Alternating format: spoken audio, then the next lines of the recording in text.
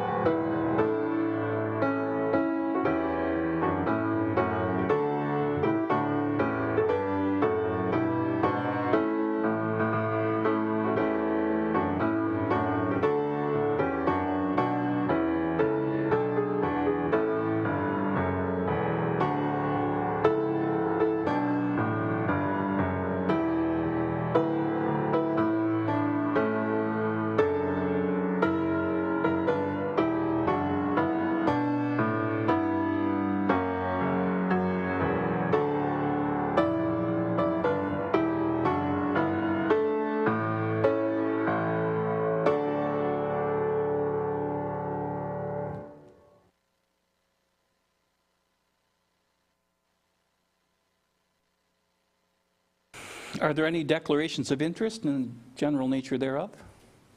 Seeing none, thank you. There are no presentations or delegations this evening. Are there any announcements about community events? Okay, seeing none at this time, thank you. And we'll move to item D, which is the reports arising from committee. And Councillor McDonald, would you like to offer a statement, please? Or Thank you, Reeve, through you. The Development, Environment and Engineering Committee met this past Tuesday, the 7th of November at 10 a.m. The meeting was recorded and can be viewed in its entirety on the Town of Renfrew YouTube channel. As a quick recap, Reeve Emong, Councillor McWhirter and myself were involved with the following. We received a monthly update status with regard to the near completion of many Town of Renfrew projects. Number two is we had a temporary zoning bylaw amendment for 249 Raglan Street, which is the Ottawa Valley Coffee Shop for an outdoor patio. We recommended approval. CIP grant signage for 188 Raglan, which is Homeful. We also recommended approval. The next one was to establish a building internship program for the Town of Renfrew internally here, and we recommended approval on that. The next one was an electric vehicle charging funding program. We all agreed it was a great program. Some timing issues perhaps, as current inventory is seen as being underutilized within the electric vehicle charges within the Town of Renfrew now. So we amended the current motion to be put off for 2 years, and we recommended approval for that. The last one was with regard to landfill operations, and there were three aspects to this. The first one was the AMS amending agreement. We recommended approval on that. We go into the MECP inspection report, which is tied into the waste slope, which has some issues, and calling for remediation and costing. So there's some serious issues that have been identified with regard to contours and slope of our landfill. There's been a 2-year plan set up to deal with the identified issues. And with 2024, there's a costing estimate of approximately, and these are all approximates at this point in time, $800,000. Going into 2025, a costing estimate of close to $1 million. At this point in time, there seems to be no other viable options but to deal with it. And Amanda can touch up on it later as we go through it. And at this point in time, we also recommended approval for all the three issues regarding the landfill operations. So I'll pass this back to you, Reeve. Thank you. Thank you very much. With that, we'll move to item D2.1, which is the temporary use zoning bylaw. That Renfrew Town Council approve application number D14-148, zoning bylaw amendment for lands located at 249 Raglan Street South, having roll number 4748-00035-10400 to permit the temporary use of the subject land for the purpose of a restaurant, in brackets, cafe patio. Can I have a mover, please? Councillor Legree, second by Councillor McDonald. And with that, Ms. Springer, the report, please. Through you, Reeve. So this is a request from Ottawa Valley Coffee to continue to have their patio, which is actually on the neighboring property, which is the Canada Post building. And the committee discussed this at length at a committee last week and believe that it should be approved by council. Great, thank you. Any comments, questions, concerns from members of council? Yes, sir. Councillor Just a Stolowski, comment, please. in my opinion, through you, Chair. I think it's a wonderful space. It's a wonderful thing that town has, and I'm happy that this has passed through and it has my support. Great, thank you. So with that, you've heard the report and the motion. I'll call the question. All those in favor? Opposed? None is carried. Thank you very much, council. And we'll move to the CIP grant D2D2, and again, Ms. Springer. And I will read the motion as soon as it gets there. That Renfrew Town Council approve a CIP grant and authorize the execution of a financial incentive program agreement with Candace Plots Design in relation to a facade, building and signage improvement grant and planning and building permit fees rebate for the property located at 188 Raglan Street South, having roll number 4748-000-055-12300 in the amount equal to $2,446.10. Mover, please. Councillor McDonald, second by Councillor Legree, and Ms. Springer. So through the community improvement program, the town of Renfrew provides grants to businesses in our downtown core to help with signage and the facade of their businesses, and we received a application for this grant from Candace Plots for the new Homeful store. We will note that the CIP does require for the grant to be applied for and approved before the work actually occurs, but we did, the work has already been completed. However, Candace Plots did work with the town and mentioned this sort of beforehand, that due to their grand opening, they needed to have the sign up before the council could meet and consider the application. And as the applicant was upfront with their plans and demonstrated that they needed to start the work, the staff agreed to this process. And the program is there to support businesses and maintaining storefronts, and we need to be flexible in certain circumstances.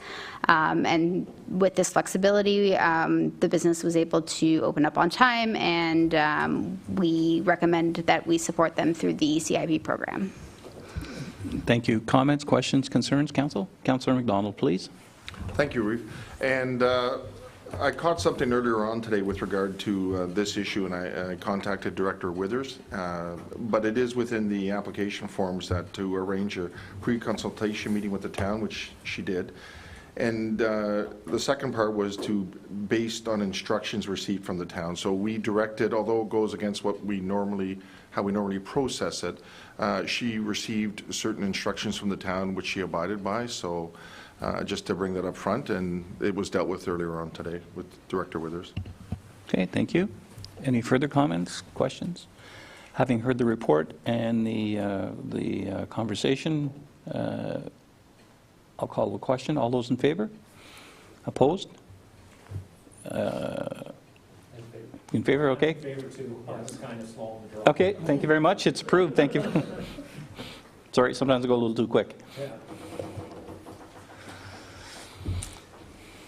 And we'll move to item D2.3. So thank you for that vote, Council. And the motion is that Renfrew Town Council adopt the policy to establish a building internship program. So mover, please. Councillor McDonald, second. Councillor McWhirter. And with that, Ms. Springer again, please. So the other levels of government have done some changes to the building inspector internship, and with those changes, the town requires to have a policy in place in order to participate in the internship program. So that is what this report is referring to. Building inspectors are in high demand, and it's a difficult industry to get into, so having this internship policy is going to be beneficial not only for the town, but for our surrounding and neighboring municipalities as well.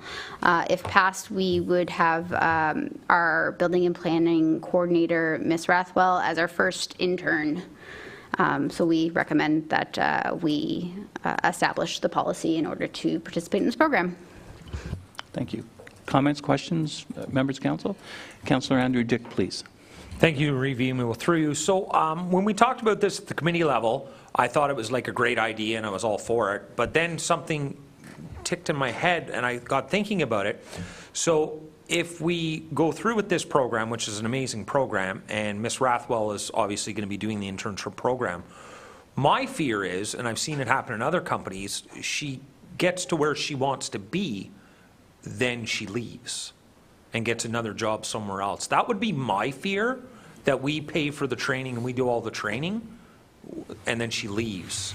Is there a way we could maybe something around that she has to stay? I'll just take a stab at this first. Yeah, please, in other thank you. instances, the strategy has been to enter into a succession planning process for the person in the internship, or expand the services offered by our department, and you know, we've had some conversations about service sharing and a municipal service corporation to do things with the outlying municipalities. So I think that's always a fear, and it could happen, but I think, you know, hopefully more likely as we expand what we do and become more attractive to our neighbors, we'll be able to keep graduates of this program. So that's, I think in the short term, that might be the longer solution, but yeah, I'll take your supplementary and then we'll turn to the expert. Okay. Thank you, Revimo. So I just wanted to clarify, this wasn't a question of Ms. Rathwell. This was a question as a whole, in case we do it with other employees down the road. Like, just unfortunately, she is the one that was brought up, so I just used her name and maybe I shouldn't have. I apologize. Mr. Tremblay? Through you, Mr. Chair, and keeping what you said, one, from a succession planning perspective, we must be prepared for future retirement, so it allows that. It also allows that we already have provided support to Greater Madawaska and McNabb Braeside. So what this allows us to do is train slowly but surely under the guidance of the CBO, and finally the province has said, hey, this is a way to make sure we get some CBOs and building inspectors. The other one is every township has a CBO. Maybe every township doesn't need a CBO, but has access to a CBO or has access to building inspectors or plans examiners. So it's within that framework. So we're already being requested to cover off other municipalities, and we have some succession planning that we must do. So it allows us just those opportunities to do all those things. And I think they work very closely together. Ashley, I know, has the smarts to do it, has the support of Tom in that role, and we're already in demand with our neighbors, and I don't anticipate that will go away. I'm hopeful that the province will look at other programs for planning. I know the county and a number, Greater Madawaska has tried to find a planner for over a year, that similar projects might help, where somebody can enter the profession, be guided by somebody who's certified, who will provide that direction. So it's pretty needed in terms of where we're at. So I don't feel that, and as we progress through the internship, we would look at that in terms of kind of succession planning and then next steps in terms of career and all those things, and looking at that throughout the organization to make sure that we're a pipeline for people, and that when the time comes, they're actually ready to take on those roles, or they're ready to compete for those roles. And I think as an organization, from the employee engagement survey, we heard that we have to do a better job of that, and this is kind of part and in theme with that. So, Okay. Thank you. Thank you. Any further comments, questions, concerns? Seeing Councillor McWhorter. I'd just like to throw my 2 cents in and say I'm really happy to see this program. It's good recession planning. Ashley's already embedded in the working with Tom, so it's a good fit. And we're not hiring somebody from outside. We're actually using what we have internally to fill the position, and that's even a bigger bonus. So totally in favor. All right, thank you. All those in favor? Opposed? None is carried. Thank you, council. And we'll move to D2.4, which is, the motion is that Renfrew Town Council postpone a decision related to the EV chargers in public spaces for 2 years with additional information brought forward to council should it arise. Mover, please. Councillor McDonald, second. Councillor McWhirter. And Ms. Springer again, please. Thank you, through you, Reeve. So staff at the town of Renfrew were notified of some funding opportunities provided by other levels of government, and through the former Planning, Building and Environment Committee, we brought forward a proposal to apply for the federal program, which was a 50% funding. That committee asked us to come back with some more information, and that's this report here that was brought to the new Development, Environment and Engineering Committee. In that time period, a new funding program was announced by the provincial government, which offers up to 75% coverage for installations and for the infrastructure. However, given that most of the chargers are like privately owned, we weren't able to get a lot of data on how much they're being used and what the revenue possibly could look like. And of course, the technology is always changing. Therefore, the committee recommended that we postpone this for a couple of years, see what happens with private industry, bringing them into Renfrew, see what the need might be in a couple of years. We're hopeful that the funding programs will still be available, and of course, if we get any new information or new options, we will bring that forward to the committee. Thank you. You've heard the report, council. Any comments? Councillor Legree, please. Through you, Reeve Emo. I just want to thank Environmental Officer Springer for doing this report and bringing it forward to us. I just want to put my 2 cents in on it. I believe like the town of Renfrew has 6 or 8 chargers now, which is a lot. On average, there's about 5% of vehicles in North America that's electric being sold right now. If this was Europe, this would be a different situation where 30-35% of the vehicles being sold are electric. But I think North America is a little bit behind on that, so it's going to be a few years before you see massive growth from that end. And I wouldn't want to see us right now competing with businesses in the town of Renfrew, like Canadian Tire, and I believe the Chrysler dealership has them, that's put money invested into these. I wouldn't want to see us competing against that small part of business right now. So I'm a support of not supporting this. Thanks. Thank you. So I understand that. So you've heard the motion and the report and the comments. Any further comments? Seeing none, all those in favor? Opposed? None. It's carried. Thank you, council. We'll move to D2.5, which is that Renfrew Town Council approve the amending agreement from automotive material stewardship under bylaw 83-2021. So mover, please. Councillor Sobalski, second Councillor McDonald, and again, Ms. Springer. Through you, Reeve. Since 2017, the town of Renfrew has had an agreement with the automotive material stewardship for the collection of antifreeze, oil filters, and empty auto fluid containers at the Household Hazardous Waste Depot. We last updated this contract in 2021 under bylaw 83-2021, and they have offered us a amending agreement which reflects a 15.9% increase into the compensation we receive for collecting these materials, and that reflects the change in CPI between 2020 and 2017 when AMS first launched. That is the only change that is being considered under this amending agreement, and therefore it's recommended for approval. Thank you. Comments, questions, concerns from council? Seeing none, you've heard the report. I'll call for the vote. All those in favor? Opposed? None. It's carried. Thank you, council. And we'll move to D2.6, and that Renfrew Town Council accept the Ministry of Environment and Climate Protection landfill inspection report as information. A mover, please. Councillor Legree, second by Councillor McDonald. And Ms. Springer again, please. through you, Reeve. So the MECP was on site at the Renfrew landfill on August 24th to conduct their inspection. They typically come around about every 2 years. However, they made definitely an attempt to come this year because of some of the issues that we had brought forward to them back last spring, which is part of the next report. 3 non-compliance issues were identified in the MECP's report. The first was just to provide more detail in our daily log, and we've reformatted the log sheet to better facilitate that, so that has been taken care of. The next non-compliance was waste not adequately being compacted, and this refers to the steep slopes, which we'll further discuss in the next report. And the last non-compliance was inadequate daily cover being placed in some areas of the active area, and we will be addressing this issue by developing a plan, which will go in our annual monitoring report, which we will be issuing first quarter of 2024.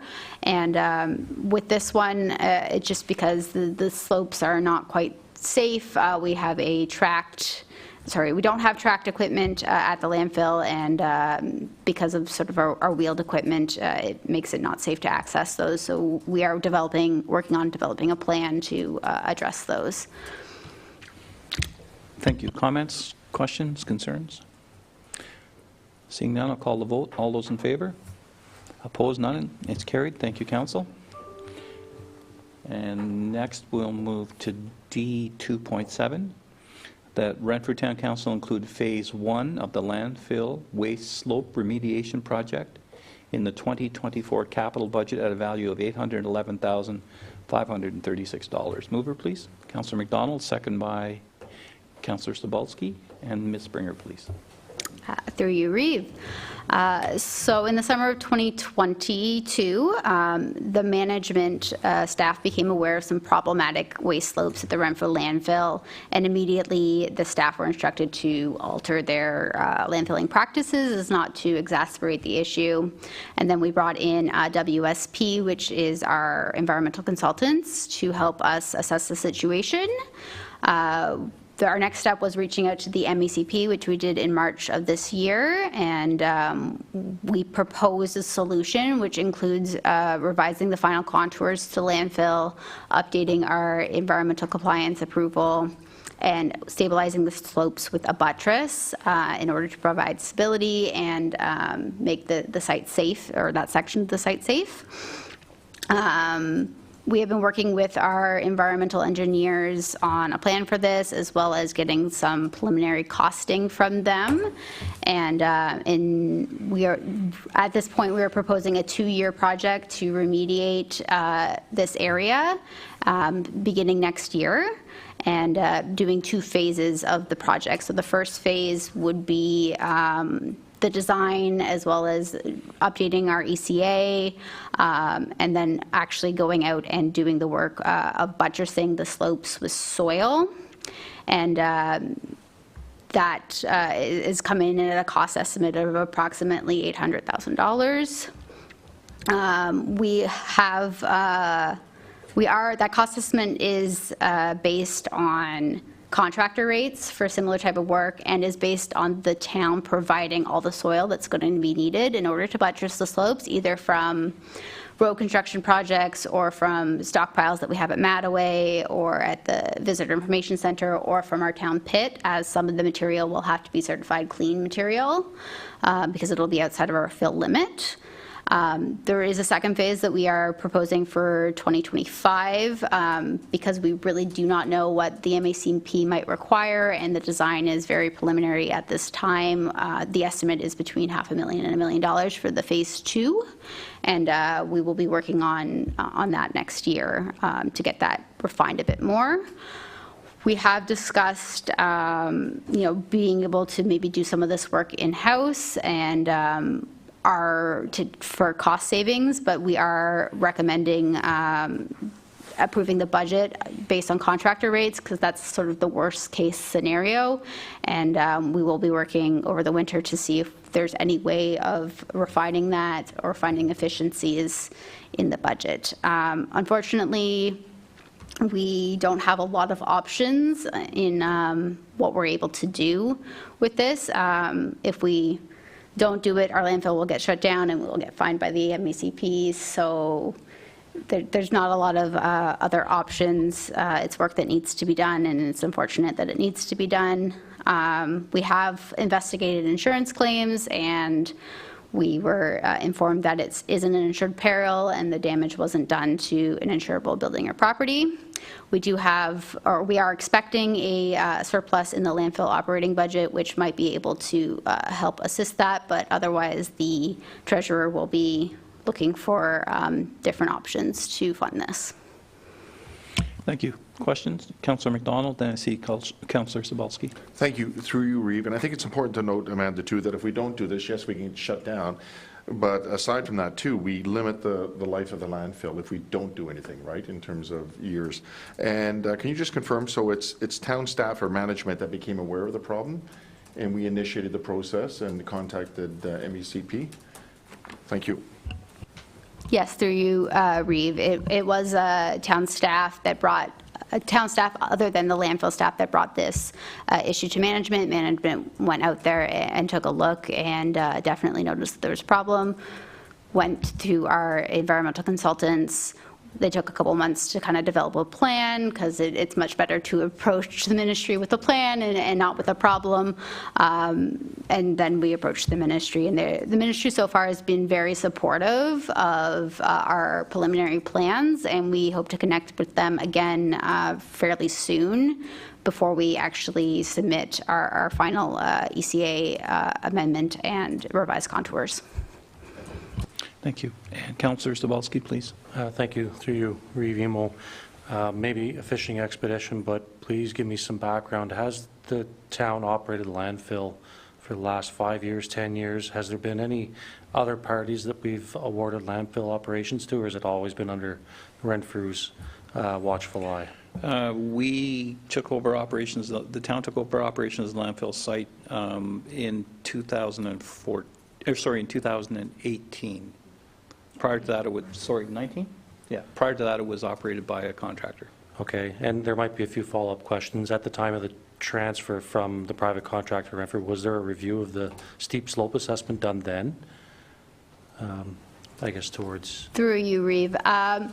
So there are some historical issues from when the contractor managed the landfill, but the primary issues that we're dealing with right now have happened since the town has taken over operation. Okay, you understood where I was getting there, and if it's the case that it's been a Renfrew operations thing, I'll leave it at that. And I think it only became an issue, I believe, in the last 2 years, because I think we had a clean report in 2020. We also had a good report because our consultants go in and run levels. And to give us a sense of how much space we've used up, and they didn't catch it in, I think, 2021, so it sort of became an issue in 2021, 2022, is how I remember it. Yes, through you, Reeve. So the last time we were inspected, I believe, was 2021, and it was not caught then. However, that was done in the winter when there was lots of snow, so it is possible that it was, missed or covered in snow. Additionally, we do surveys every 2 years. This past survey, which was the fall of 2022, we did a drone survey, which gave us very accurate data, whereas previously we were doing basically manual surveys with like a guy with a stick walking around, which means he doesn't hit everything, and some of it needs to be extrapolated. So it might not have been caught because of that, but it also might not have been caught because it wasn't there. Unfortunately, we don't have a lot of staff left that are familiar with the landfill that were around during that time. Thank you. Any further questions? Councillor Andrew Dick, please. No? All right. No. Thank you. And so with that, I would call the question. All those in favor? Opposed? None. It's carried. Thank you. So we'll move to D3, and very quickly, the committee met on November 7th at 2 p.m. and the decisions are coming forward in the following 8 items, and they're pretty clear. So I'd like to again thank the 2 members of the committee for their work being prepared, and committee meetings go very quickly because they read all of their information, so thank you. So with that, we'll move to D3.1, that Renfrew Town Council endorse the draft strategic plan, strategies, and action items for public consultation. Mover, please. Councillor Legree, second by Councillor McWhirter. And with that, we'll turn it over to the CAO. Through you, Mr. Reeve. We're getting close to the end of this process, and thank you, Council, for your feedback as well as the public. We had an initial community survey and stakeholder interviews that have formed the basis. And then the directors Withers and Thompson assisted me in developing the strategies based on that feedback. And then we went to Council in a prioritization timing exercise. And so you see the items based on the averaged importance and timing. So timing ranges from now to 1 to 5 years or 1 to 10 years. And then we have very high, or medium in terms of importance. I would say if something is low importance, we probably shouldn't do it. So if you're wondering why we don't have low, it's because if it's low, why are we doing it in the first place? So the next step is to go out to the public with a second community survey to kind of confirm this prioritization exercise. Once that's completed over the next 15 days, we'll come back to the same standing committee in December for a final draft with a public meeting before the end of the year for adoption. And this will guide the work, the departmental work plans, my work plan, future budgets, and the issues that are noted as due now and are of very high importance will be the ones that you should look for in the 2024 budget. One I'll point out is improving kind of the road network is high on the pile in terms of now and very high. And then others remain in the plan. The horizon for the plan is 2035. So we're trying to look out 12 years, 11 years. So not everything's going to be accomplished today. It's meant to be a strategic plan that's based on now, but also into the future. So it doesn't mean that because an item is identified that it's not subject to budget approval every year. But it gives us a sense of where we want to focus our energies and is meant to kind of provide a framework for all that we do. So if any questions on any of it, I'd be glad to answer. And again, this will come back next month for finalization. Council, questions? Councillor Cebulski. Thank you. Through you, Reeve Emo, to the CAO in regard to the survey. You mentioned 15 days is the timeline. Past surveys that we've reviewed and maybe even one on the agenda, I noticed the numbers are all very consistent around 200 to 250 participants. It appears maybe the same people hypothetically are doing these. Is there a way that we can ensure a stronger turnout, so if 15 days needs to turn into 30 to get 500 or 600, maybe even 1,000? I know 1,000 is very ambitious, but you know where I'm going with this. It's hard to base our plans and our strategies off of 250 people's opinion. Yeah. Through you, Mr. Reeve, I'd say it's very impossible to get 500 to 1,000. I mean, to be honest, we could have it open for 6 months. We're likely not going to get there. One good way is if we want to have more people is do kind of public polling where you get a representative sample and you go out. But that's why we did the community stakeholder, that's why we're doing 2 surveys. We did community stakeholder interviews, council who were elected by the people that your feedback is front and center. We did do some staff focus groups as well early on in terms of our SWOT analysis. What I would say is the BIA survey only got 13 responses, so it's not always 200. But 200 is generally where we land, just in terms of people's interest. The other one is strat plans are not easy for everyone to understand and comment on. They're kind of weighty documents that are focused on the future, not the day-to-day. So I think it's just a snapshot in time, and this comes down to council. So how we engage people going forward, and that's why through master plans and things of that nature where people are really engaged on one issue would have an opportunity to kind of engage on that issue. But I would say 200, I know it doesn't sound representative, but it is academically representative. The question is we can't say who it is exactly.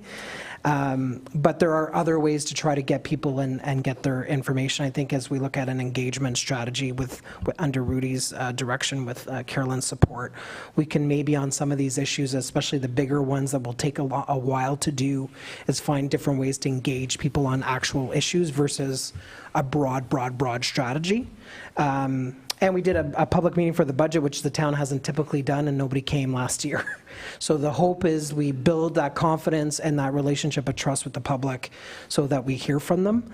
But I'm not sure we would ever get to 500, unless it's a pool, or we're closing something, to be honest, I should knock on wood, but unless it's a highly controversial item, you're not necessarily going to see the results. But I think what we're just doing now is just a bit of a soundboard to make sure have we kind of captured what we heard from the stakeholders, from council, from the earlier survey. But I think we got to look at it across the board on how we engage and how we get people involved, and that will take a little longer. We'd like to have this in place so that it can guide the work going forward. And again, council will have the opportunity to modify, move something up, delay something, kind of like you did with the EV chargers, to say, not now, we'll look at that later. You'll have that opportunity through the plan and as we get going. But I would just say that I think the window is there so that we can come back and get this approved before the end of the year. But we will bring back an engagement and community engagement and outreach plan through staff that we will hopefully embed in everything we do. Councillor Legree. Through you, Reeve Emo, just to follow up on Kyle's point, or Councillor Sobalski's point, sorry.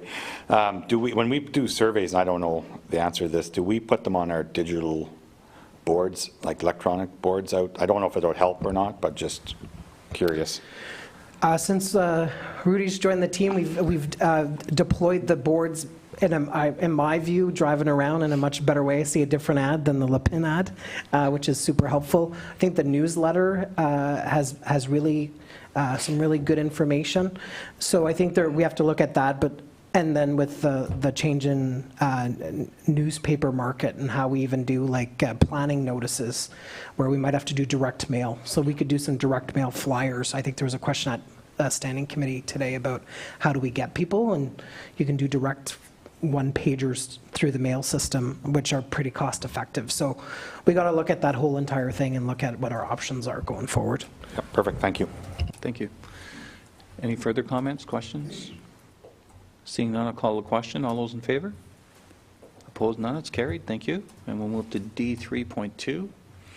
That Renfrew Town Council received the CAO's quarterly and work plan update, June 2023 to October 2023, for information purposes. Mover, please. Councillor Legree, second by Councillor McDonald. And with that, Mr. Tremblay, please. Thank you, Mr. Chair. There are two items there. One more of a narrative report talking about the time. It's earlier this summer I celebrated a year with the town, and it's been a very busy year, and I want to thank staff for all the work they do. I know change is incredibly difficult, and there's been a lot of change, but I'm hopeful that 2024, 25, and 26, the rest of this term, is really about implementation, and I think with a number of positions open or being filled right now, we'll have the team that we need to move forward. But I want to thank the team for their work, and especially the senior leaders for their commitment to the town, but also the work that they're doing. So I know I push, and I think council expects me to push, but I want to say thank you to them because they've been along for the ride and have done it with a lot of professionalism and integrity. The work plan as contained shows you some items that were recommended for carryover. So there have been some changes in certain work teams. So those items are carried over to next year. In gray, you'll see items that have been completed, and then items in blue would be any kind of changes since the last report in terms of maybe the staff that are working on those initiatives. So if there are any questions on the work plan, they'd be appreciated. And then between the strat plan, this, and then as part of my annual review, we'll be determining a work plan for me for 2024, and also work plans for each of the departments that we expect the directors to carry on as well. So this is a process that started with me, but will now be flow through from the strat plan to the budget, to my work plan, to departmental work plans, and then through regular reporting through standing committee. So we've come a long way, and there's a lot of work still to do, but a lot of work that happened this year, and thanks again to the staff team. Questions, comments? Seeing none, I'll call the question. All those in favor? Opposed? None. It's carried. Thank you, Council. And next, we'll move to D33, that Renfrew Town Council approve the new branding concepts and adopt the logo and branding policy. Mover, please. Councillor Legree, second. Councillor Andrew Dick. And again, Mr. Tremblay. I believe that Mr. Cadlick has a presentation just to summarize the brand and just to explain why. I think it's an evolution from the current logo, but sets the town up for the future. And I think Rudy will drive you through the process. It includes Service Renfrew, which is our one window, one shop for service that we're trying to implement as part of our review of customer service. The Ottawa Valley Business Hive in Renfrew, which has our partners here in the building. And I should say not reflected here, but part of the process is the Roots in Renfrew marketing plan that was done for economic development purposes. So we're working on a new website, and we're going to integrate that in terms of the economic development plan and our processes as part of the overall town of Renfrew. With that in mind, I'll pass it over to Rudy. Thank you, CAO, and through you, Reeve. I'm happy to present the branding concepts, logo, policy, and wayfinding strategy for the town of Renfrew. So a little bit of background, the town of Renfrew has been working with Syntax Strategic Marketing to refresh the brand identity, as the CAO mentioned. This includes an overhaul of our current logo, the slogan, and some concepts for different signages that you might see around Renfrew. We also did get a promotional video, so a videographer was in Renfrew in October to film a promotional video to help launch the new brand as well. Survey results, so we did go out to the community, we went out to council as well, and the vast majority were in favor of this new logo and branding material. You can see almost 60% preferred the color scheme that we have went with, and over half of the respondents preferred the circle shape that you are seeing here tonight. Results from the survey again indicate most of the people who filled out the survey were in favor of the slogan bridging charm and convenience. Other slogans that were proposed were everything you want, and as you can see, almost 20% skipped the question and didn't provide feedback. So Syntax, the group that we are working with, they have completed or are working on similar projects in Whitewater Region and for the City of Pembroke. And it's worth noting as well, the CEO and President, Jennifer Stewart, is from the town of Renfrew. So there is a local connection as well. Kind of looking at where we've come from and where we're going with the branding. So we started with a survey to members of council individually. We chatted with all members of council, or most of the members of council, back in July with the team from Syntax, did a survey, asked some questions, got some feedback on what you guys like to see. So the first concepts were provided to committee back in August, then a public survey circulated in September. The committee endorsed the logo and slogan September 19th, and then over the last month and a half, 2 months, Syntax has been working to develop the sign concepts and, as I mentioned, the promotional video that was filmed in October. And just last week, we brought the final concepts designs to committee and now coming to council tonight for final approval. Here is a look at some of the updated logos, what we're proposing to be endorsed by council tonight. As you can see, it's got two separate, if you want the horizontal or the vertical look of the logo, and really works to incorporate some of the historical and really landmark locations of Renfrew. When you think Renfrew, you have the Swinging Bridge, you have the McDougall Museum. So the logo does incorporate some of those historical aspects for the town as well. Again, here's another couple of different versions, how the logo is going to look. And you'll note that we're not including the slogan on every application for the logo. In some places, for example, on a press release letterhead, it might be too small to read the small slogan underneath the logo. So this is what it'll look like without the slogan incorporated. Again, a little bit of a background into what went into this new logo. As you can see, the Mill Museum, the Swinging Bridge, the stylized letter for the R in Renfrew representing the river flowing through the heart of town, and then the different font that was selected as well. And again, just using a gradient color scheme to show the diverse depth and contrast for the logo. Here's a few concepts, signs, design ideas that were presented by Syntax that could be rolled out and incorporated in the town of Renfrew. And I know with a Parks and Recreation Master Plan currently underway, new signage will be phased in that way with recommendations taken from the master plan. More branding applications. Here's a suggested letterhead for sending out media releases or for letters from the mayor, business cards, social media graphics, examples of what it's going to look like, incorporated again with the color scheme and the branding guidelines that have been developed by Syntax. And I did want to note that we are not getting rid of the coat of arms and seal for the town of Renfrew, so we will keep the coat of arms and seal, and the official motto for the town of Renfrew will stay, "Let it flourish." The slogan is what's going to change, and I did note to committee last week that in other municipalities as well, you'll see, for example, in Ottawa, their motto is "Advance," but they have a slogan of "Canada in one city," so it's not uncommon to see a motto and a slogan for the town or city. Here's the concepts that have been developed for Service Renfrew, as the CAO mentioned, kind of a one-stop shop for residents to be able to come in and access services. And I believe there was one more slide for, maybe not, but for the Ottawa Valley Business Hive. I know there was a concept developed as well, and it is attached to the report to council tonight to review as well. Through you, Chair. Yeah, unfortunately, the PowerPoint, I don't have it on there, but if you do look on the agenda, you'll see Business Hive logo concepts there, and if my IT in the back could take it off the screen for a second, I might be able to pull it up.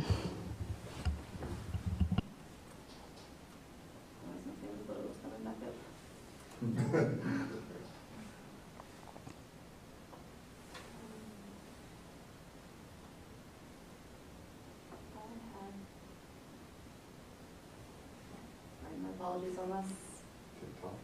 I know, sorry.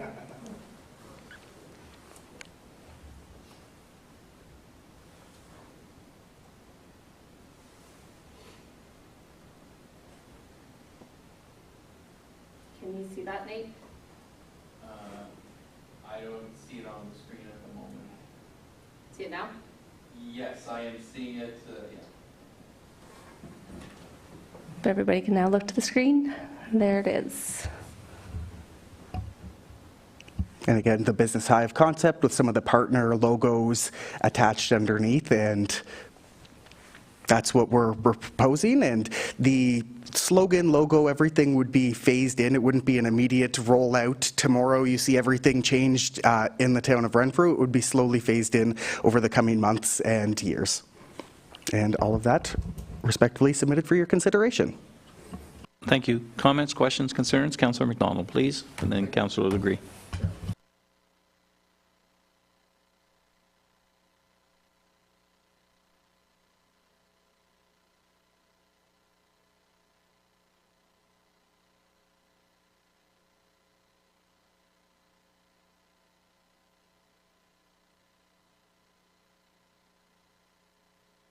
And one of the other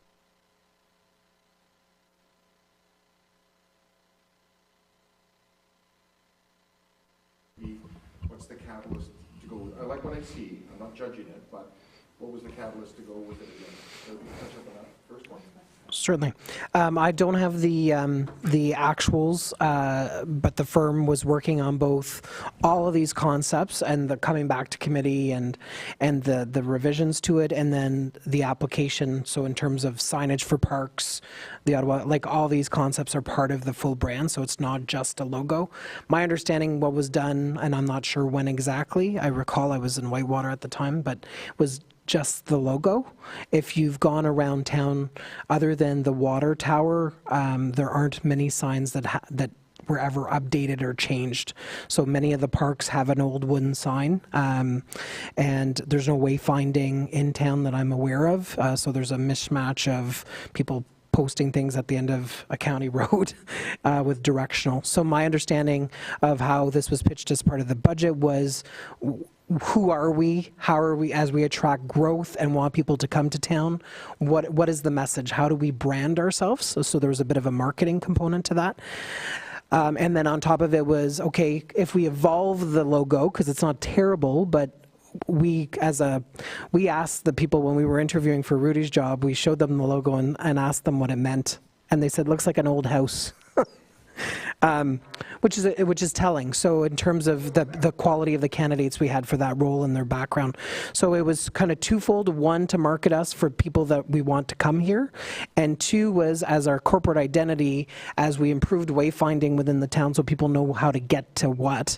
And as we looked at our parks and our amenities and what exists in each park, and looked at signage improvements. So there was part of that. So it's both a branding marketing exercise, but it's also a corporate identity, wayfinding. And so what we'll do is slowly but surely implement it. So the goal is not, I should say that the logo was also on the digital signs. So the digital sign, the water tower, those items will stay for a matter of time. And we're going to focus on the things that we never got to, so some of the signage for certain facilities. As we redo the website as well, so the other part was as we were, and I think that's going to be launched in January, as we were redoing the website, it was an important time to go back and make sure that it was in keeping with where we wanted to be in terms of our brand, so that is the onus for the process. Thank you, and follow-up, and I've got the mic on this time.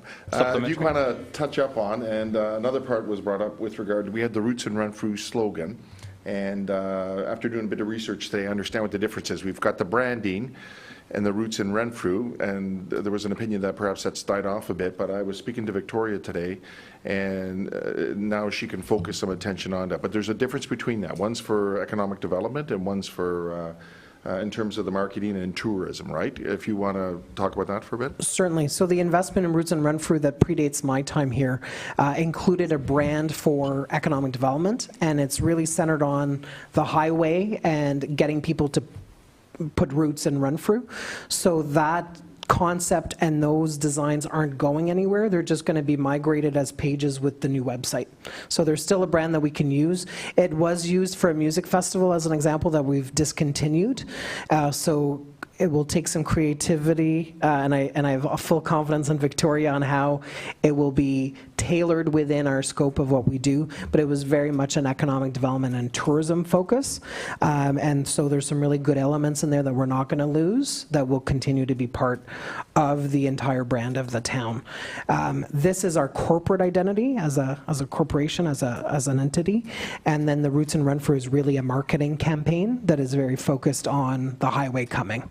So I know when there's a lack of marketing and branding done by an organization, when you do what kind of most groups that are advanced do, it's a bit of a shock and it's a leap, but I would say it's a leap that will serve us well as the town as we try to grow and try to kind of face ourselves into the future. So Roots in Renfrew is not lost. It's just going to be used from an economic development perspective as a separate marketing campaign. Thank you, and I just want to make a comment. I recall sending you pictures one time, months ago, of the signage we do have in the town and how it needed to be updated. So this is the segue to make this happen. Thank you. Thank you. Councillors agree, please. Through you, Reeve Emo. Actually, the CAO answered my question, but I'll just make a comment. I agree with Councillor MacDonald. The current signs are kind of a bit of a mix match, so I'm glad that we have permanent branding forward. And looks, even though Councillor McWhirter beat me out on the slogan, I'll agree that it does look good and sharp, so I'm excited to see it as it gets rolled out through the town. Thanks. Thank you. Any further comments? Seeing none, I'll call the vote. All those in favor? Opposed? 1, it's carried. Thank you. And with that, we'll move to item D3.4, that Renfrew Town Council approve the proceeding, approve proceeding with WSIB Schedule 1 employer status. Mover, please. Councillor Legree, second, Councillor McWhirter. And we'll call on Ms. Broom, please, the treasurer. Thank you, Rivimo. You'll recall back in August, Council received a report recommending that staff proceed with obtaining a quote from WSIB to switch to a Schedule 1 employer. Premium rate for staff to review and give into consideration for the 2024 budget discussions. So from that, staff have contacted WSIB and we have received a quote. So currently, the town of Renfrew is a Schedule 2 employer, which means that we self-fund our claims. And in saying that, WSIB has also informed the town of the amended Ontario Regulation 253-07 for firefighters, specifically, that under the WSIA Act, where they've added pancreatic and thyroid cancers to the list of cancers presumed to be work-related for firefighters. So in saying that, it was brought to the attention of staff that a claim was previously denied under Schedule 2, and it is now going to be allowed under the new legislation. So what that means is we've received an estimate that was over $400,000 for this initial claim. This claim will have to be funded from our reserve, which we currently have a balance of $925,000 in. So this is kind of why we were looking at the route of going to a Schedule 1 employer, just to see what the rate would be and that we wouldn't have to self-fund additional claims that would fall under the Schedule 2. You'll see in your report where it shows a comparison as to what we put into the reserve on an annual basis. We currently allocate 3% into a reserve, and WSIB has provided us with a quote of a rate of 3.10%. So there will be an increase into the costs for this that we will have to look at during budget. But I do feel that switching to a Schedule 1 employer instead of remaining with Schedule 2 will save the town going forward if there were to be future claims. Thank you. Comments, questions, concerns from members of council? Seeing none, I'll call the vote. All those in favor? Opposed? None is carried. Thank you, council. And with that, we'll move to item D3.5, IT assessment review, that Renfrew Town Council approve the undertaking of a security slash infrastructure audit of the town's IT systems by OnServe based on the outcome of the Financial Services Delivery Review recommendation from WSCS Consulting, Inc. Mover, please. Councillor Legris, second Councillor McDonald. And with that, Ms. Broom, the treasurer again, please. Thank you. Through you, Reeve Emo. So as Reeve Emo said, that WSCS Consulting, Inc. has provided us with a financial service delivery review, and as a part of her review, she has recommended that we have an IT assessment done. So OnServe is powered by MSP Corp, and it is an IT solutions provider, which is headquartered out of Kingston. They will review our existing infrastructure and our core software platforms and IT processes and make an assessment and evaluation with a plan for any recommended changes that are needed. The main focus of the audit will be around our cybersecurity, the tools, systems, and infrastructure that may pose any risks to the town, with the intention of guiding the town away from any possible risks. Upon approval by council, OnServe will perform an asset identification and curation process with the town's IT team. The analysis of the results will help categorize and validate our assets. A high-level review of certain relevant critical controls will be conducted in order to align the town's existing controls while identifying gaps that may affect our security and operational availability of any information systems. Recommendations will be made to address any gaps that are identified and will be based on industry best practices and established IT frameworks. So once completed, OnServe will provide the town with a roadmap report, which will allow us to budget and discuss options to improve the overall network performance, availability, and security. Just to note, they currently perform work for the following municipalities: Deep River, McNabb, Whitewater, Laurentian Valley, North Grenville, and more, and they are considered a reputable organization. Just to note, the town currently spends approximately $80,000 annually for our IT support, our devices, email licenses, financial software licenses, and many more items. So OnServe will review that and advise what's necessary that may need to be changed, and they do provide budgets for future years as well. Thank you. Comments, questions, concerns? I'll go with Councillor Cebulski and then Councillor McDonald, please. Thank you, through Reeve Emo. The report, is it geared to have a certain timeline so that we're aware of what's required for the next budget coming up so that we could make the plans and assessments needed? Or is that a yes? I'm not sure who to ask that to.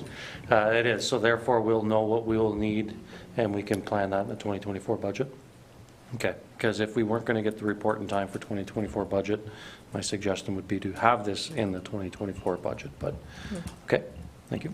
Thank you. Councillor McDonald? Thank you, through you, Reeve, and I was going to deal with the timelines too, but I think it's important we deal with the cybersecurity, and that's the big part of what we're doing, right? Correct. Yeah, we have to Yes. clean up this portion of the house first and Yes. move forward. Okay, thank you. Thank you. Any further comments, questions, concerns? Seeing none, I'll call a question. All those in favor? Opposed? None. It's carried. Thank you, Council. And we'll move to D3.6, HR support. That Renfrew Town Council approve an increase in level of service from the County of Renfrew for Human Resources Support Services. Mover, please. Councillor Legree, second. Councillor McDonald. And Mr. Tremblay, please. Thank you, Chair. So for 2 years now, we've had an agreement with the County of Renfrew and had excellent service. They have a team of HR professionals, some that are certified but educated in the field. And we call on them for support, not just with recruitment, but with grievances, with employment agreements, things that are really important in terms of as being an employer and set us up for success in the future. Even though we've been budgeting $30,000, we've exceeded that amount. And I should note that we have a large workforce. So I know people see job postings and wonder if they're all new positions. Most times they're not. They're repurposed roles as we shift priorities in certain areas. But with more than 90 employees, full-time, part-time, casual, volunteer firefighters, there is a lot of staff to make sure that we're doing all that we need to do as a competent employer. In addition, I should point out that all 3 of our agreements are coming due, so we're a highly unionized workforce. So the agreement with CUPE for the library staff is done at the end of this year, and we're starting negotiations. The agreement with the second group of CUPE that deals with there are a lot of staff from roads, recreation, but there are some administrative positions. That one comes due next year. And then the following year, we have our full-time firefighter agreement. So what we're recommending at this time is a total of $60,000, $50,000 of which would be just for basic services, with $10,000 allocated each year over the next 3 years as we have negotiations to cover off the labor relations component. We did look at alternatives, including an in-house human resources specialist, Pembroke and the town of Arnprior, 2 kind of comparators. And I just saw that the town of Petawawa is going out for its own in-house staff as well. We looked at that. That would cost all-in benefits, overhead, OMERS included $105,000. So we think this is a more cost-effective approach. We've had really great service from Caitlin and Brady as part of the team, and have access to a number of other staff within that team as well that have helped us out on different ways. So this is why we're recommending this ahead of the budget, and also in fairness to the County of Renfrew, and ensuring that the level of service they've been providing is actually needed going forward. And I think we would assess it over the coming years. But we have an agreement with the county till 2026. So this would allow us to continue on that same vein for that period of time, and then we would review our options after that. Any questions, I'd gladly take them. Yes, thank you. Questions, comments, concerns? And I'll go with Councillor Andrew Dick and then with Councillor McWhorter. Thank you, Reeve. Just maybe a comment for future years.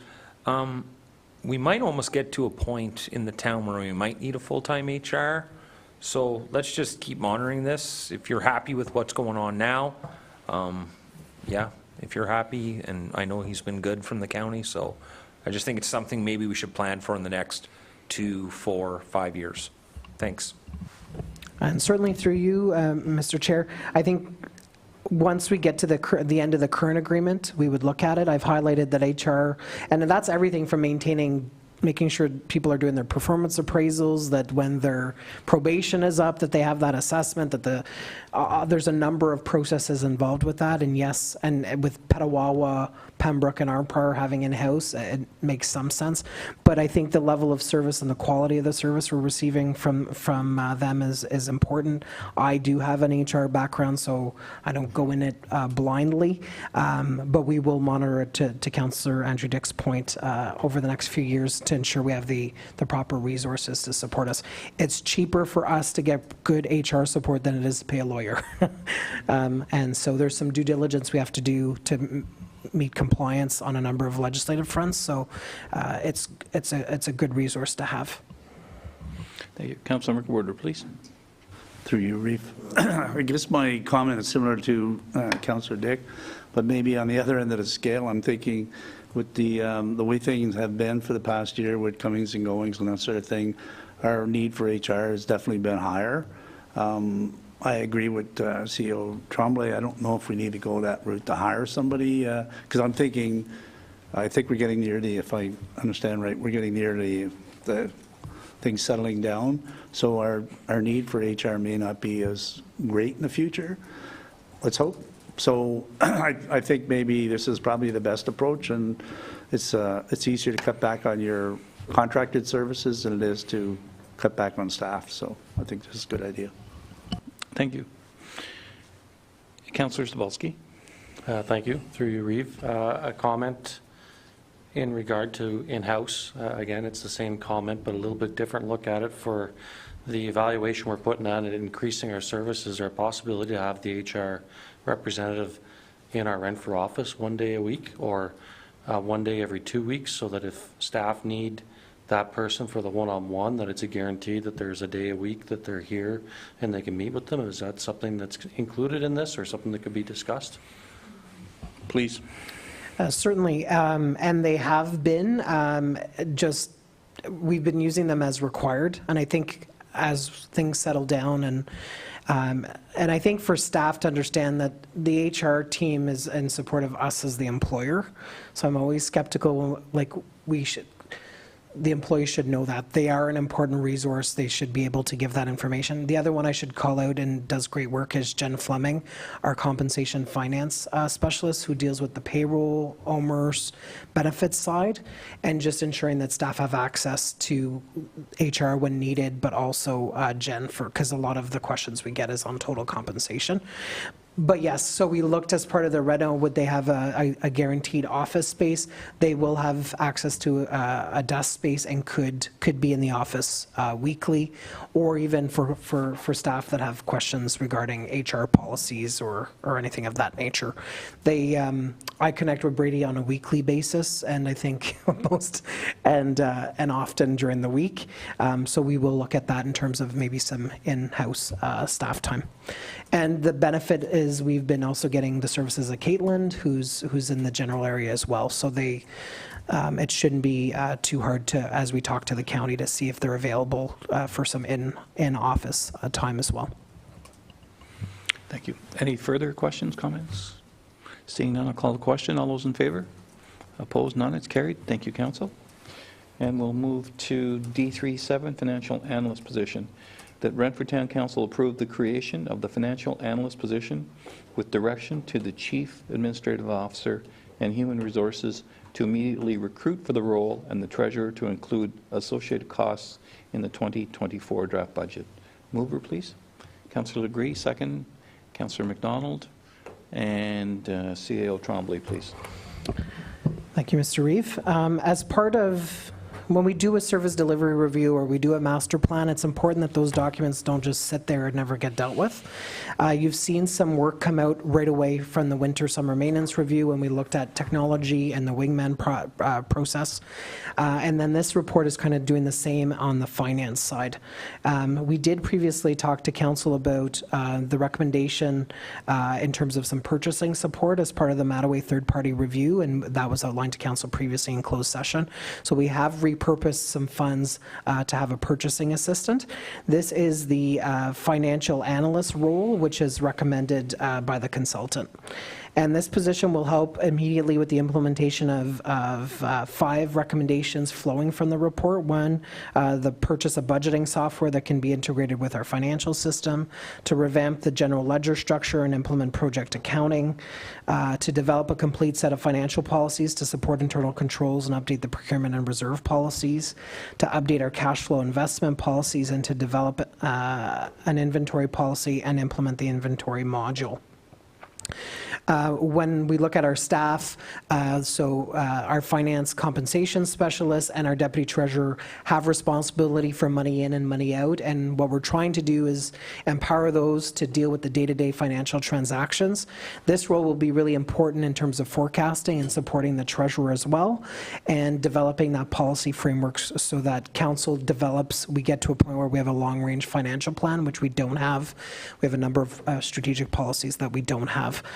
So what we're recommending is that we bring this forward at this time to do so. The treasurer and I have looked at how we would fund this role. There are some remaining savings from the other organizational changes that we've done by merging the departments and other changes that we have undertaken that would fund this role, and we believe that there are other projects or items that were budgeted in 2023 that aren't ongoing that can fund this role. We just think that from an accountability, financial sustainability perspective, this role is pretty critical in getting the town where it needs to go, and this is why we're recommending it now ahead of the budget, so that through recruitment, this person would be basically on the spot as early as January. So that's why we're coming forward now, rather than waiting till the approval of the budget and getting somebody in here in May, post and year end, because we want to push forward year end to earlier in the year, and we do want a budget approved in December instead of being tabled in December, and for us to do all those things and do the policies and the long-range financial planning that we need to prioritize resources in this team to be able to do that. So the council, but also the senior leadership team, has access to accurate data in a timely fashion. So we're getting regular monthly statements, and this role will help achieve that. If there are any questions, I'd gladly take them, or if Aaron can take them as well. Comments, questions from members of council? Councilor McWhorter, please. Through you, Reeve, for Director Broom. So if this goes ahead, that would give you, counting yourself, 4 staff in finance, or 5? So we have the purchasing coordinator, the revenue coordinator, the revenue compensation clerk, and the deputy, sorry? And the purchasing assistant. And the purchasing assistant, once it's hired. So that'd be 5. Okay, so 6 along with this position. Okay, so I think you do an awesome job, and this is to not take away from you at all. My issue is, a little over a year ago, we had 2 staff, and now we have 5, and it's really hard for me to get my head around. Like, the population hasn't changed in a year and a half, and so I'm going to be the devil advocate and say that I'm sure there's taxpayers out there who watch or will hear this and say, why do we need 5 staff when we did the same job a year ago and population hasn't changed? So how has it grown that we need 5 staff instead of 2? And maybe I can clarify, because it isn't 2. So there were 2 financial clerks, the deputy treasurer, and the finance compensation specialist, so there were 4.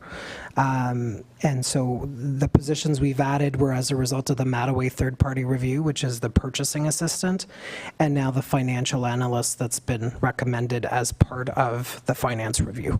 So just to be clear, it wasn't 2, it was 4 plus the treasurer, a team of 5. Having come from a smaller township that had a finance team of 5,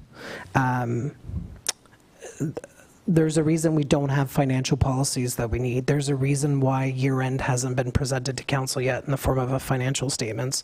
There's a reason why budgets were done in May. And the staff that we do have do impressive and important work, but they need the resources to support the corporation. And I think that's been proven by both the third-party review by Mattaway in terms of how we do our procurement, but then also in terms of those high-level processes, those high-level policies, but also a long-range financial plan. Many municipalities have them, we don't. So in fairness to Treasurer Broom, to the Deputy Treasurer, to the staff, and the wonderful work they do, but there is some kind of value-added work that is pretty critical for a modern municipality to have, so that you're making right decisions on debt, reserves, tax rates, whether you buy or sell buildings, or how you invest the dollars, the important tax dollars. So just because we didn't have the staff does not necessarily mean we're doing all the things we needed to be doing as a modern town. So I just wanted to say that this is really to support the team and to support good, honest, accountable decision-making, so that you have those numbers when you're making important decisions. Right now, we don't have that capacity, and the team needs it, I think, to move forward. But I just wanted to clarify, it wasn't 2, it was 4. Thank you. And so with that, Councillor McDonald or Councillor McWhorter, did you have supplementary? Or you? No, okay, thank you. Councillor McDonald and then Councillor Andrew Dick. Thank you. And just to confirm, CAO, through you, Reeve, thank you. When the third-party review was done, nothing's changed since then. I mean, I know we're talking just a few months ago, but it was as is in terms of the finance department. So she based her decision on what we currently have right now. Nothing's changed to this point, right? No, and I think the third-party review told us about some of the inconsistencies in terms of the procurement process and how corporately we make sure that we're, like we did bring a new procurement policy, but we need somebody on the day-to-day side of making sure that happens. So that was really that piece. And then this role is really about the financial services review to say, to get to that next level, to have all the policies you need and a long-range financial plan, you need a staff member that can be focused on that task and the forecasting and the analysis role. So right now there's no analysis possible because they're busy. They're reconciling weekly. I came from a township where they reconciled every month or every 6 weeks. They reconcile everything here weekly because of the volume of transactions. So despite our population being smaller, we are a regional hub and there's a lot of transactional items happening. So I think what Tammy's thought was you need to start integrating technology and you need to be doing that next level analysis so you're making the right decisions. And right now staff are bogged down in day-to-day transactions, and we're going to try to like free up some of their time with good investments in technology and freeing up process time, but we need that capacity for forecasting. So this is, those 2 roles came out of the recommendations of the consultant. Thank you. Councillor Andrew Dick, please. Thank you. Through you, Reeve, Emo. I have a different take on it.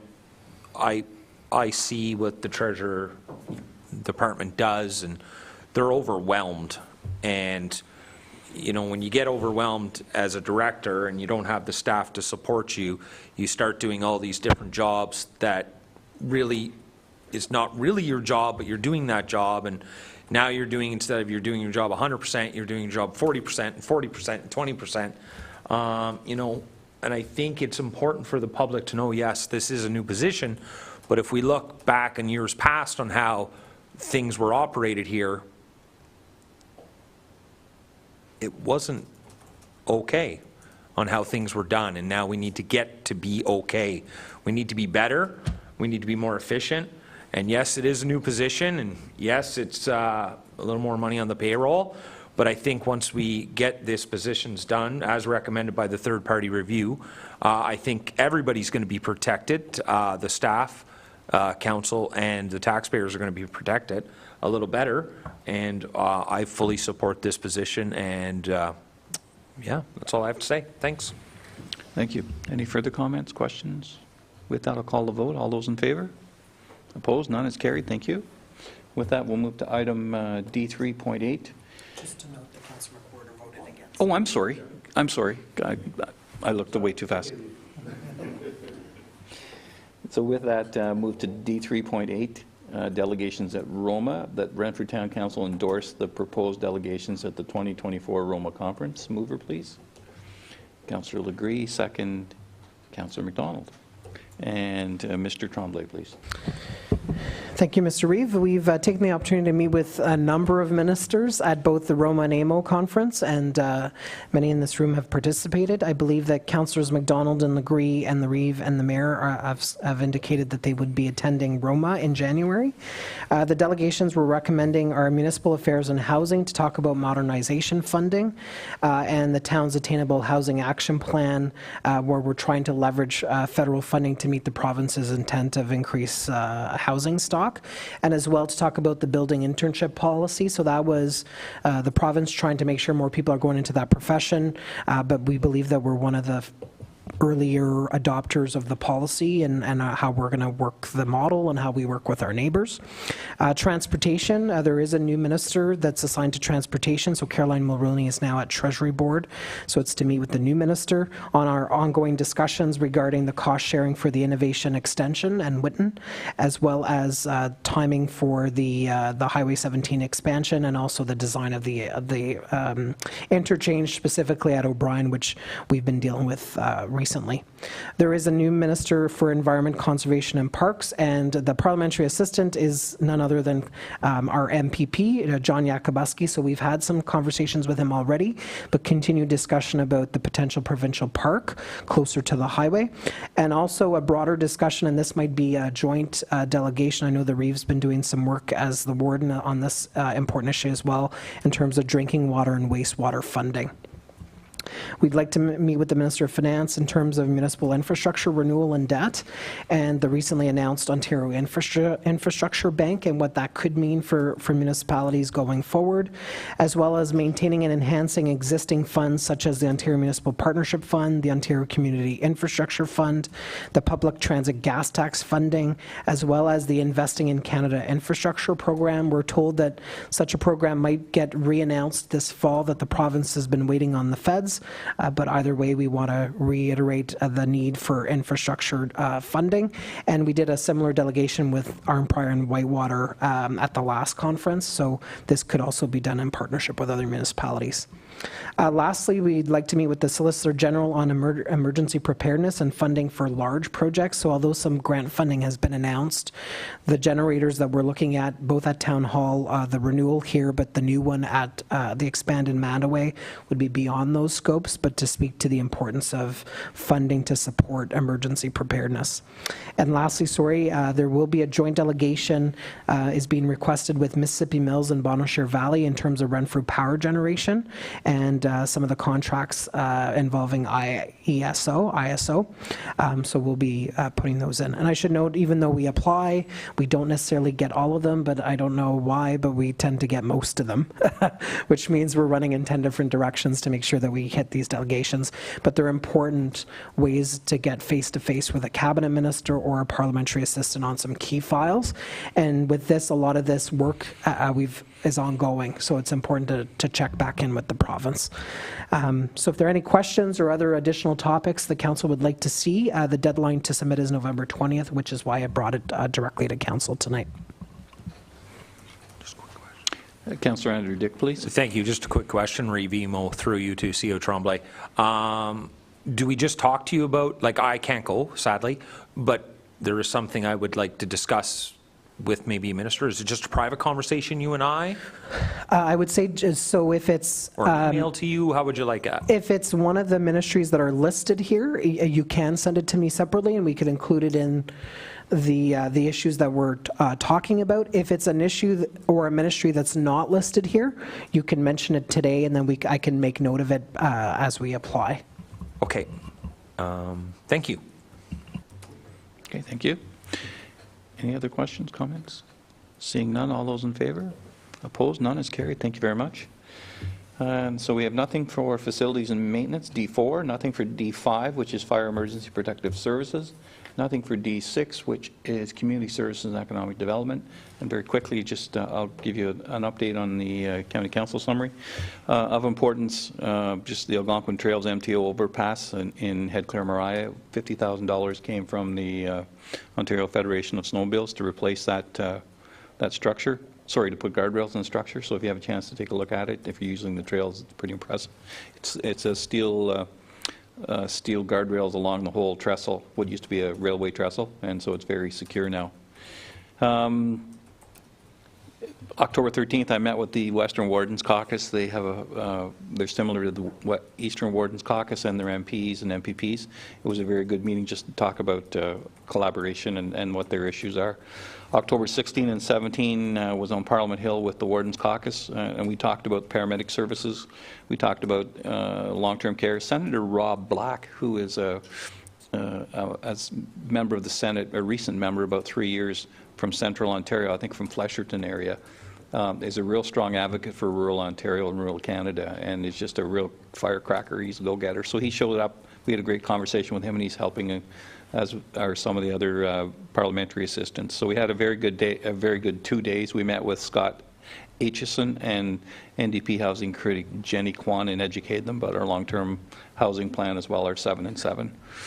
The county is applying for delegations, Municipal Affairs and Minister of Finance for additional funding for modernization. And then the other ones are Ministry of Health to talk about the Wellness Hub, which is a mental health wellness hub. We're outfitting an ambulance and attaching it to our community paramedicine to get out to see homeless and take a look at their health, trying to build relationships and get them back into the system. And then we're looking at the Solicitor General for funding opportunities to align communication systems between emergency services, meaning fire, paramedics, and police. And Ministry of Municipal Affairs and Housing for housing funds. And then we want to talk about Highway 17 with the Minister of Transportation. We're looking at the section from Meath Hill to beyond Deep River and proposing a series of measures, traffic enhancing measures, because as you know, anybody that travels that highway from 6 in the morning till about 8:30, it's a fairly full highway, and then again from 3:30 until 6 when CNL and Garrison Petawawa staff move around. And Ministry of Tourism and Culture to talk about funding for OTO, the Ontario Highlands Tourism Organization. We don't get the same level of funding as the other 13 tourism association, tourism organizations, and so we're going to ask about that. And I mentioned the mental services hub and delegations. Jamie Brandberger from Algonquin was there to make a presentation on their enrollment. They've got about 1,000 students on their campus in Pembroke, that are attached to through virtual learning and on site. And a great proportion of them are international students. So in terms of attracting newcomers to stay in the community, that's one of the strategies we'll be talking to them about. And Colonel Guinea from the Garrison showed up to talk about some things as well. He informed us that 5,500 personnel were on base with 1,000 civilians, and then we just talked about focus on recruiting members from all sectors of Canadian society, including more women, and the challenges military families are facing, including accessible housing.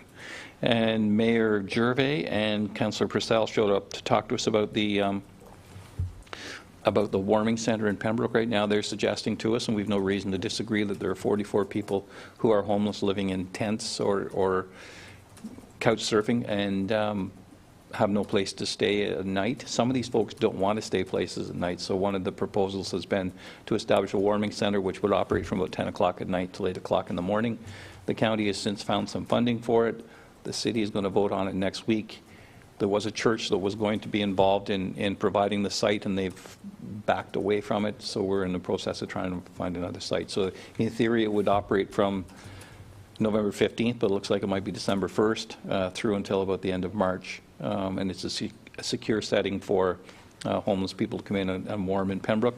We're not sure if that's going to spread to the rest of the county yet, and we're hopeful our mobile hub will take care of some of that. So I'll keep you updated on it, and that's what I can report to you at this time. And with that confirmation of the council minutes, that Renfrew Town Council confirmed the regular minutes of council dated October 24 and special minutes of council dated October 30 and November 7, as well as the closed session minutes of the regular council meeting of October 24 and the special meeting of council of November 7, understanding that those minutes remain confidential. So with that, could I have a mover? Councillor Agree, second Councillor MacDonald. Any discussion on any of the minutes as you went through them? Okay, seeing none. All those in favor? Opposed? None is carried. Thank you. And communications and petitions. So very quickly, G1, MTO contract this year. It talks about a project startup notification, and this is just to let you know there's going to be some resurfacing on Highway 417 from Highway 29 to Kinburn Side Road. So this is it's just general information for you to have.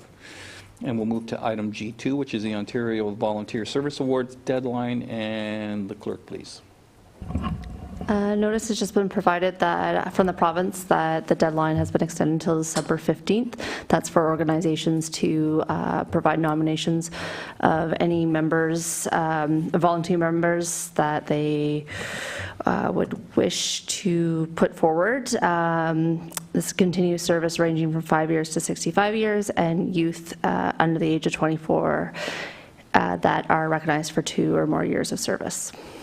So all the information as to how to nominate and where to find more information are included in that document. Okay, thank you. There was no action required. It was just an information item for you. And we'll move to item H, which is motion of which notice has previously been given. I don't think there's anything around that. Motion requiring suspension of the rules of procedure. I wasn't aware of any coming in. Good, thank you. And notice of motions, I believe Councillor Andrew Dick and Councillor McDonald. Oh, I'm sorry, Councillor McWhirter? Yes. Okay. Councillor McWhirter, please.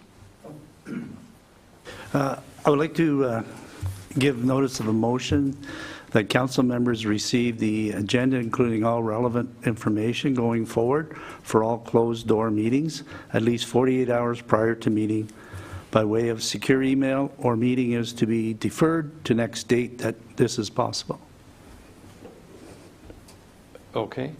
In other words, see the agenda at least 48 hours prior to sitting down and discussing it. Okay. Would that, just for my education, would that mean a change in our procedural bylaw? The clerk and I would take a detailed review to see what would be required, and should it be an amendment, and but should the direction be passed, we would report back on how to implement that, noting concerns in terms of confidential information and access post-meeting. Okay. But certainly the motion can come forward, and then the clerk would report back. Okay. Thank you. Councillor Andrew Dick, please. Thank you, Reeve Emo, through you. I have 2 notice of motions. My first notice of motion, I would like the staff to investigate a town hall, a structured town hall situation to be held in the spring of 2024 at a location to be determined. I must stress that it must be a structured town hall. Okay, thank you. The second notice of motion, I would like to ask staff to investigate some sort of open house when the town hall facilities are renovated and full. I think there's lots of possibilities here, and I think we have the right man sitting right behind me ready to tackle that. And I think he'd be very good, and he'd love to do that. But something, when the renovations are done, I think it's important that the town taxpayers come in and they can ask questions and look around, and we lots of great ideas we could do with this. Okay, thank you. Thank you. And Councillor McDonald, please.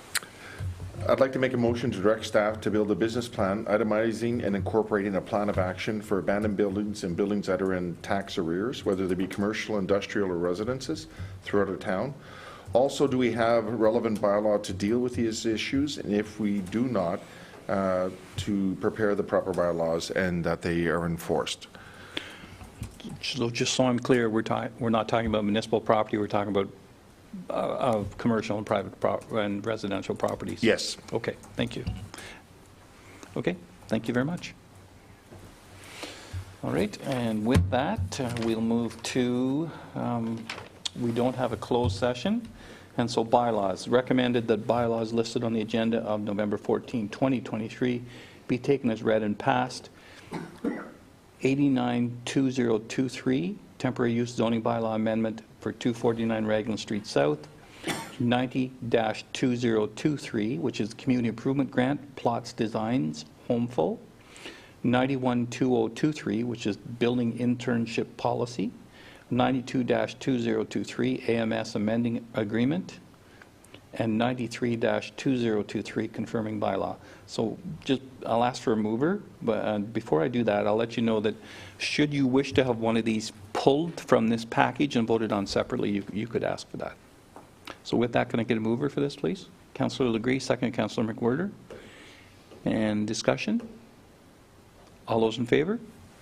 Opposed? None. It's carried. Thank you very much.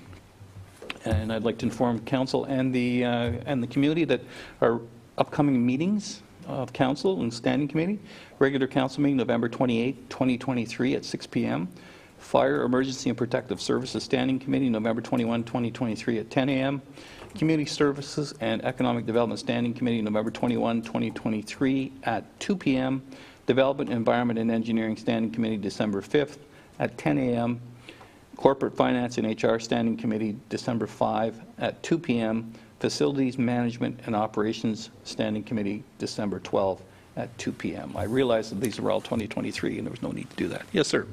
If I may, just to add to council's calendar, but also for planning purposes, just a special council meeting for December 19th at 6, which is for the adoption of the strategic plan, but also the tabling of the 2024 budget. And earlier in the day, we're anticipating that the interim third-party review on the Mattaway project would be presented in closed session at 10 a.m.